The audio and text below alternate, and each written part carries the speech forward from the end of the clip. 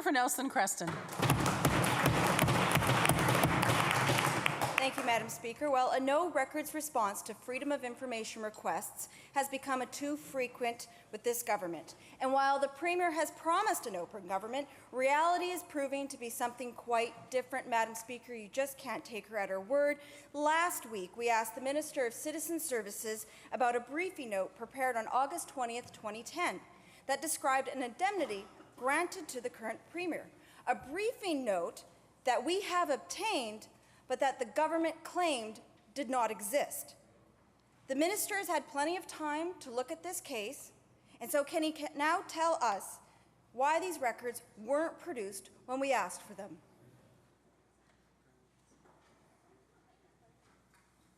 Minister.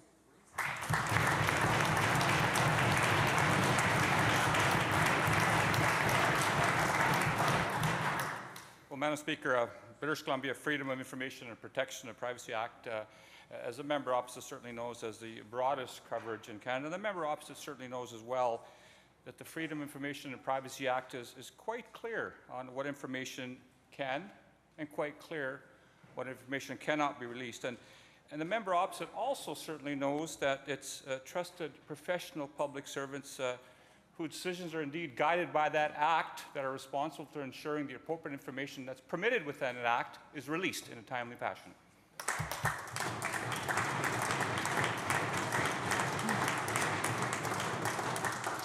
Member for Nelson Creston on a supplemental. Thank you, Madam Speaker. Well, that was definitely less of an answer that we got here today than what the media got.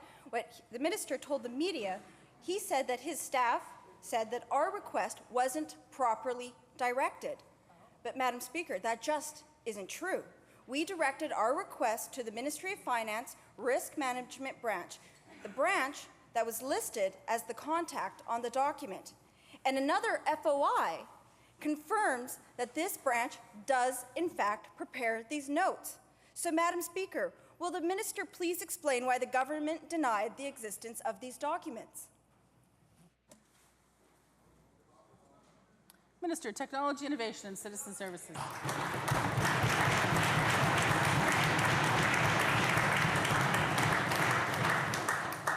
Well, Madam Speaker, once again, the member certainly knows that the Act is indeed administered by very senior and well-trained public servants who work through the request, and the scope of the request, as I'm advised, changed. Madam Speaker, the requester should have canvassed more broadly, determined where the records were located. Madam Speaker, there is a process. There is a process that members can certainly follow if they feel that the process is not followed. Section 4, Section 5 of the Freedom of Information Act are very clear on the remedies available.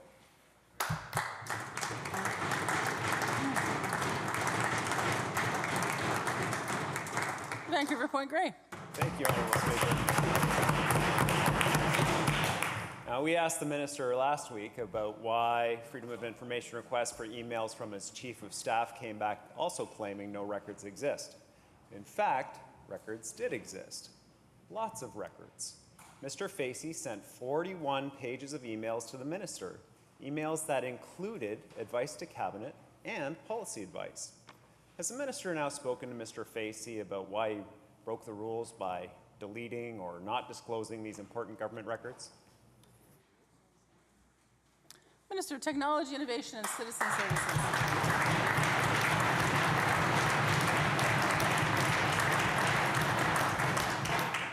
Madam Speaker, it's standard practice to maintain good record management.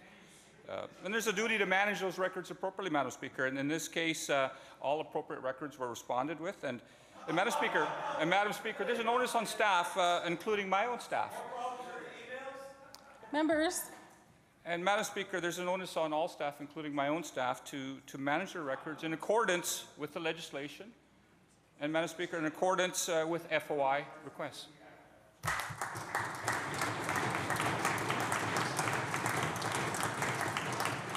Member for Vancouver Point Grey on a supplemental. Well, Honourable Speaker, members of this House will remember it was just a few months ago that the minister didn't disclose to this House the content of his own emails sent while he was a board member at Kwantlen University.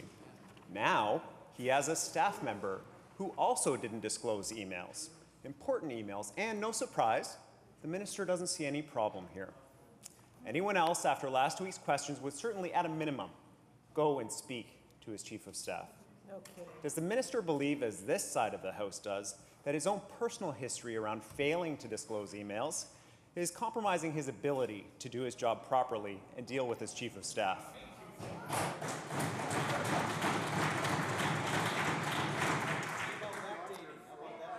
Minister of Technology, Innovation and Citizen Services.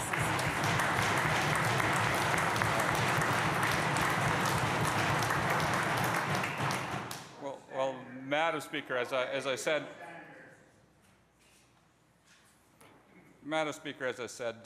all staff across government, including my own, are expected to manage their records in accordance with appropriate policy and to respond, Madam Speaker, appropriately as well. And it's mandatory for all staff working in the Minister's office to also receive training on the Freedom of Information Act, Madam Speaker. And Madam Speaker, in this instant, all appropriate records were provided, and it's my expectation.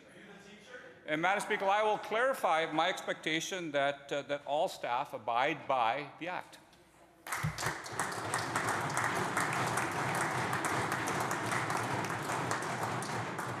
Member for Coquitlam-Millardville. Honourable Speaker, it appears that government's practice of claiming that records don't exist doesn't end at the Minister of Citizen Services office. Oh no, in fact, we recently requested emails sent by the Premier's Deputy Chief of Staff, Michelle Carderio, over 2 3-day periods last November. It was a very, very specific request, Madam Speaker.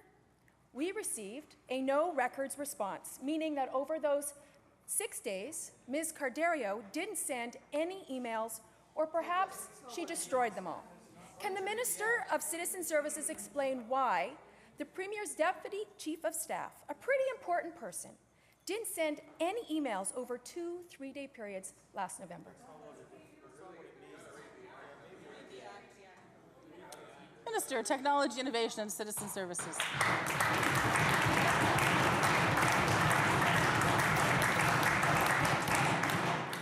Madam Speaker, I do have a copy of the Act that I can certainly provide the member afterwards. And perhaps the member opposite may certainly refresh yourselves on the Act.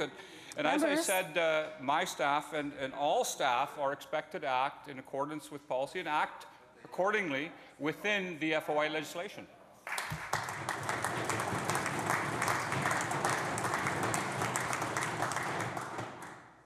Member for Coquitlam-Millardville. Thank you, Honourable Speaker. Well, we also requested records. Records that were sent and received by the Premier's Chief of Staff, Dan Doyle, over the same period. And guess what? It appears that Ms. Carderio sent her boss, Mr. Doyle, at least 15 emails during that period. And they weren't transitory notes talking about lunch plans or dinner plans. They were proposals for providing legal representation for the families of the victims of the Babine Mill explosion. They contained policy advice on Site C, Madam Speaker, records of important policy discussions. But Ms. Carderio apparently destroyed them, or somehow they just weren't in the records. Can the Minister of Citizen Services please explain to this House why senior political staff in government are either destroying or hiding important government records and then claiming that they just don't exist?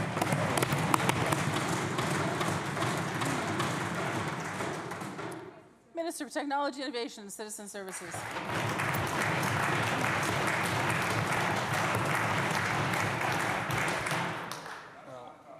Well, Madam Speaker, it's even more abundantly clear that I've got to provide a copy of the Act to the member opposite, and perhaps I've got to provide the member opposite with training under the Act as well, too, Madam Speaker. What do you? Sounds like a good idea. Madam Speaker, government responds to almost.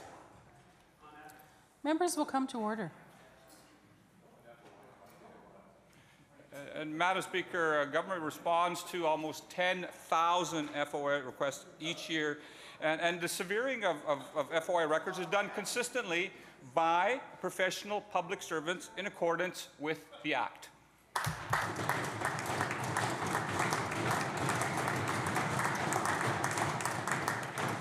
Nanaimo, North Cowichan. Well, thank you, Madam Speaker. We have a copy of the Act, but I think the Minister just offered to provide a copy of the training program. Well, Madam Speaker, we also asked for details of the training program political staff receive on their obligations under FOI, training that explains what they must keep, what they can delete, and what they must disclose. What was the government's response, Madam Speaker? Well, they told us to FOI an FOI training manual that explains how to work under FOI so that they could redact it under FOI. Honourable Speaker, is the Minister embarrassed to hand over such a straightforward document?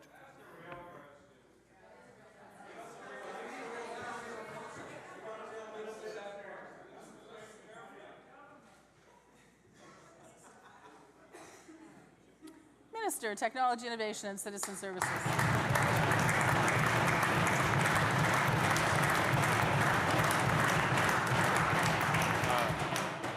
Maybe I've got to simplify it, Madam Speaker, for the member opposite. The severing of FOI requests. Maybe I should speak slower. Maybe I should speak slower. Members. I will simplify it and slow it down. The severing of FOI requests are done by trusted public servants who apply the Act when they supply information.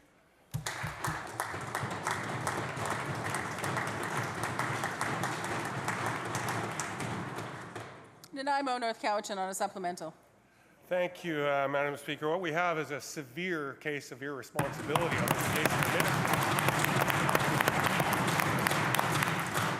As far as severing of documents goes, the Minister responsible for FOI is hiding behind FOI in order to keep a training manual on FOI secret. Honourable Speaker, you just can't make this stuff up. My question for the Minister is simple, Honourable Speaker.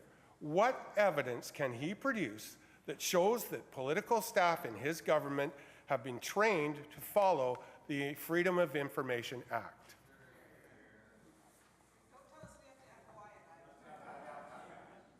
Minister of Technology, Innovation and Citizen Services.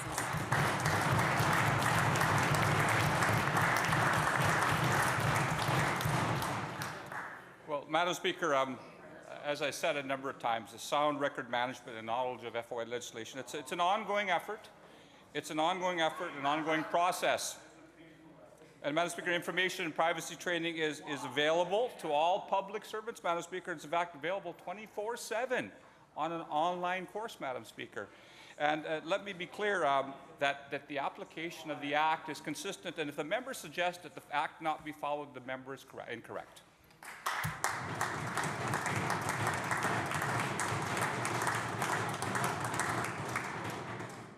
Member for Port Coquitlam.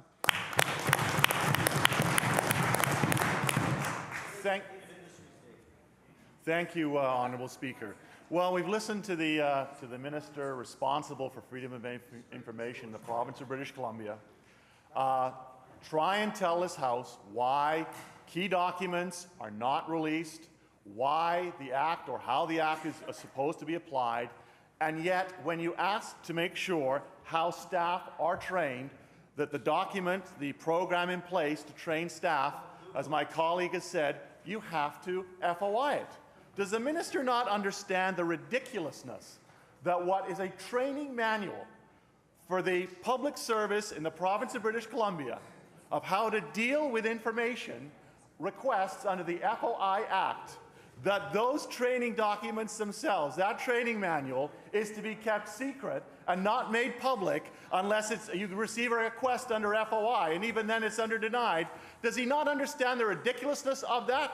Will then he at least commit to the House that he will table those training manuals on how to use the FOI Act in this House so that all members can have at least some idea that, in fact, the Act is being followed properly?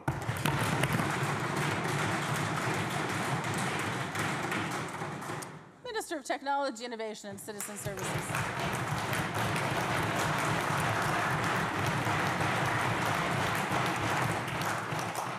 Madam Speaker, as I said, that information and privacy training is available to all public servants and available, as I said, once again, 24/7, and it's available even online. And I've, in fact, spoken to the government's Chief Information Officer, Madam Speaker, to ensure that public servants have a clear and consistent approach to the application of the Act.